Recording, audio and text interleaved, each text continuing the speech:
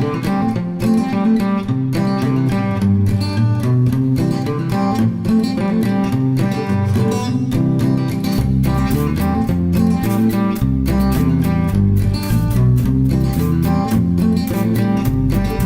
my name is Jon-Paul Sun. I'm a MSc candidate working in the Dalhousie University's Department of Physics, and my supervisor is Ian Hill.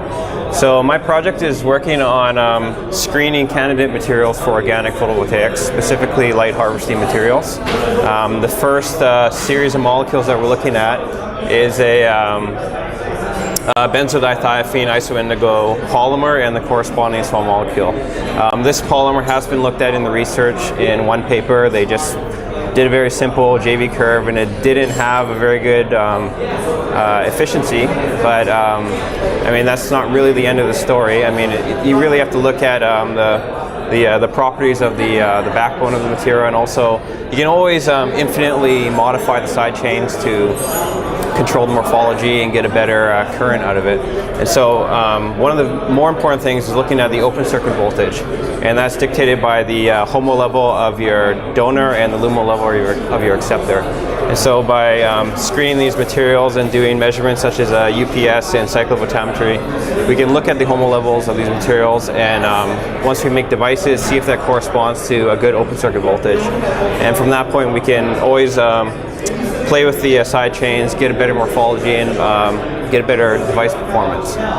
So the first measurements I did were the absorption spectra and the photoluminescence. When the molecule is in its excited state, the backbone has to be planar.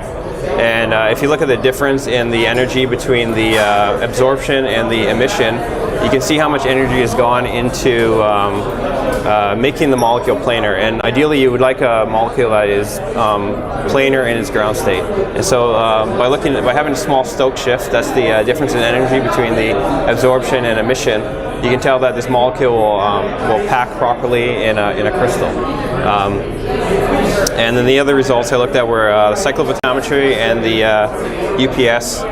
Both these measurements ideally should give you the HOMO levels, although the chemical environment is a lot different in a cyclophotometry because you're in a solution. And when you make a solar cell, it's in a solid state, and that's what the UPS gives you. Typically, people don't do this measuring because it's expensive for the equipment, and it's a much more intensive measurement. And so we'd also like to see how well these results correspond to each other.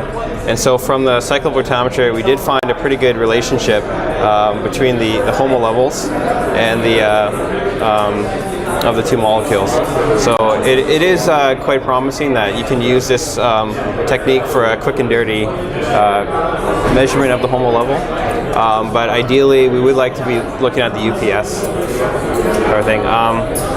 So the next steps will be to make devices on my own. I haven't made my own devices. This is actually taken from macromolecules paper by Zhang et al.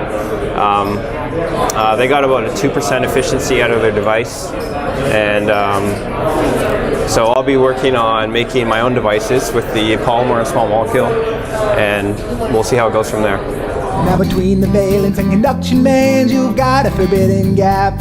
And if the gap you've got is just too wide, you'll lose your photons in a snap. Now if the gap you've got is far too narrow, you'll catch the whole darn fleet. But that won't do you any good, 'cause all you'll get is heat. Oh, solar energy, yes, solar energy. We can have our fun with the power from the sun using good old PV.